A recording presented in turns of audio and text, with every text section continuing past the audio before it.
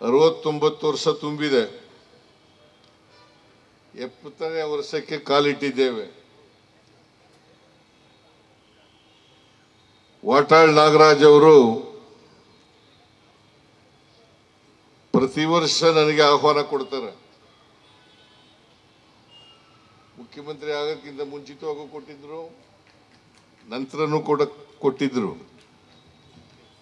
ನಾನು 8 ಬಾರಿ ಮುಖ್ಯಮಂತ್ರಿಯಾಗಿ ವಾಟಾಳ್ ನಾಗರಾಜ್ ಅವರ ಕಾರ್ಯಕ್ರಮದಲ್ಲಿ ಭಾಗವಹಿಸುತ್ತಿದ್ದೇನೆ.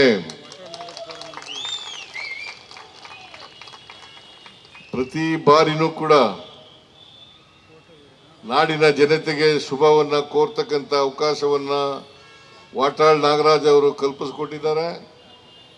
ಅದಕ್ಕಾಗಿ ವಾಟಾಳ್ ನಾಗರಾಜ್ ಅವರಿಗೆ ಧನ್ಯವಾದಗಳನ್ನು ಹೇಳಲಿಕ್ಕೆ ಬಯಸ್ತಾ ಇದ್ದೇನೆ. ವಾಟಾಳ್ ನಾಗರಾಜು ನಾವು ಒಂದೇ ಜಿಲ್ಲೆಯವರು. ನನಗಿಂತ ದೊಡ್ಡವರು ಇರಬೇಕು, ಅವರು ವಯಸ್ಸು ಹೇಳಲ್ಲ, ನನಗಿಂತ ದೊಡ್ಡವರು ಇರಬೇಕು. ಯಾಕೆ ಈ ಮಾತನ್ನು ಹೇಳ್ತಾ ಇದ್ದೀನಿ ಅಂತಂದ್ರೆ, ನಾನು ಓದುವಾಗ ವಿದ್ಯಾರ್ಥಿಯಾಗಿದ್ದಾಗ ಇವರು ಭಾಷಣ ಕೇಳಕ್ಕೆ ಹೋಯ್ತಿದ್ದೆ ಟೌನ್ ಹಾಲ್ನಲ್ಲಿ.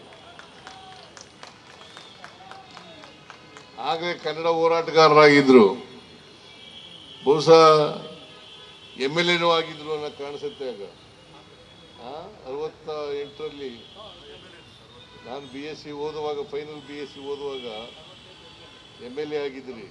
ಅಂದ್ರೆ ನನಗಿಂತ ವಯಸ್ಸಿನ ದೊಡ್ಡವರು ನೀವು. ಅದು ಒಪ್ಕೊಳಕ್ ತಯಾರಾಗಿಲ್ಲ. ದೊಡ್ಡವರು ಅಂತ ಒಪ್ಕೊಳ್ಳಿ. ವಾಟಾಳ್ ನಾಗರಾಜ್ ಅವ್ರ ಕಂಡ್ರೆ ಬಹಳ ಅಭಿಮಾನ, ಪ್ರೀತಿ, ಗೌರವ ಎಲ್ಲ ಇದೆ ಅಂತಕ್ಕಂಥ ಮಾತುಗಳನ್ನು ಹೇಳಲಿಕ್ಕೆ ಬಯಸ್ತಾ ಇದ್ದೇನೆ. ವಾಟಾಳ್ ನಾಗರಾಜು ಒಬ್ಬ ಅಪ್ಪಟ ಕನ್ನಡ ಹೋರಾಟಗಾರ, ಅಪ್ಪಟ ಕನ್ನಡ ಹೋರಾಟಗಾರ. ಯಾವುದೇ ರಾಜಿ ಇಲ್ಲದೆ ಇರ್ತಕ್ಕಂಥ ಮನುಷ್ಯ, ಕನ್ನಡದ ಪರ ಇರ್ತಕ್ಕಂಥ ಹೋರಾಟಗಾರ ಯಾರು ಇದ್ರೆ ಅವರು ವಾಟಾಳ್ ನಾಗರಾಜ್ ಅವರು ಅಂತಕ್ಕಂಥ ಮಾತುಗಳನ್ನ